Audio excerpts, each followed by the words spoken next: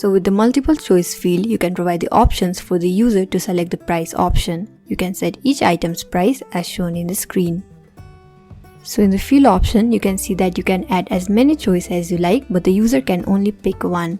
So by default, you can see 3 options for the multiple choice. But to add more choice, you can click on the plus icon in here, and similarly, if you wish to delete the choice, click on the cross icon. Here you can see that you can add in your choices and also add price alongside the choice you have entered. Now you can also add the option to use the image choices. So when you click on it, you get the option to upload your image from your personal device or upload it from the media library. Here you can also see the options to change your image and remove it as per your need. Now, if you wish to add long list of options in your multiple choice field, then you can do it at once with an option called bulk add. So after you click on the bulk add, you'll be directed to this section where you can add the options in 3 ways.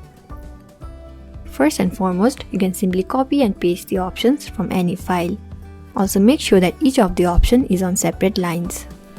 Second, you can simply add the choice from the provided presets. Just click on the presets and it will show you a list of category which has predefined options like months, weekdays, countries, etc. These are frequently used in multiple choice option, so you can directly add it from here. And the third option is that you can manually type in by breaking lines. So type one option, hit enter, then type another and follow on. So when you are done adding it, simply click on this option called Add New Choices.